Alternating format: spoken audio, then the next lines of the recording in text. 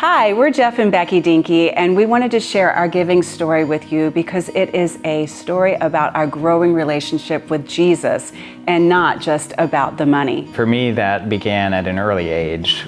Both my parents and the church that we were part of instilled this value of the tithe. But for me, it was all about obligation and fear that if I didn't do that, Satan was going to come and take that 10% away. Right, and I also grew up in the church with parents that were very generous and learned that 10% was the Lord's, but I also did it out of fear because I did not want financial calamity to come my way. And that really didn't change for us until into our marriage. Our church bought some land and had a building campaign, and they challenged people that were tithing to consider giving 5% additional to the building fund. And so we knew we fit that category and prayed about it and made that pledge. And then the Lord had a surprise for us. A month into the pledge, I lost my job, and the job that I found paid a third less than what it did before.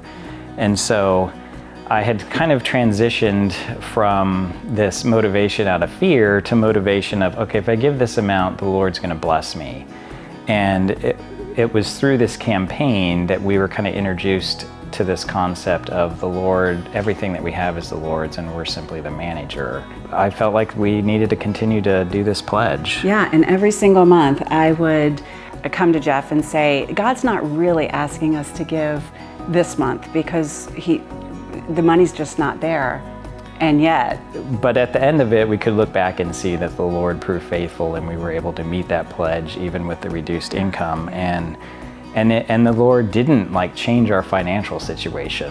I kept that same job with that same salary for those years, and it really was the Lord changed our heart.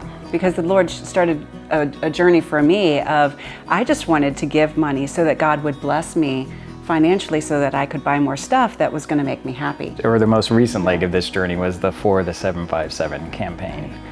And I, at the time, was wrestling with this concept that Grace talks about at the top rung, which is extravagant giving, and knew that it wasn't about the amount, because you know that story of the widow that gives her last coin. It's about the heart. Yes. And so really challenged by the Lord, what does that mean? And so I asked Jesus and the Holy Spirit, what do you want us to give? And the word came to mind, uncomfortable. And so I came up with an amount that was slightly uncomfortable, went to Becky, and she said, I think we need to give more. And we had this back and forth and the number kept growing and growing until we got to a place where both of us were uncomfortable. But the Lord has proved faithful, and Absolutely. We've been able to continue to pay that pledge, and we can look back and just be amazed at what the Lord has done. And it really is just part of a journey and growing your relationship with Jesus and beginning to ask, whatever level you're at, whether you're not giving anything currently or you're extravagantly giving, that ask Jesus. The Holy Spirit is going to reveal himself to you. Ask him, what do you want me to do with your money today? It will change your life. And that's what's so exciting. I mean, I think of first-time givers, and regardless of where you're at in this journey, that's an exciting time because you get to engage with God. Yes. and ask, what do you want me to give? And then you get to learn how to hear from him. Right. And so whether you're there or whether you've been giving or tithing like we did for a lifetime, you still have the opportunity every day to ask God, what do you want me to do with your money?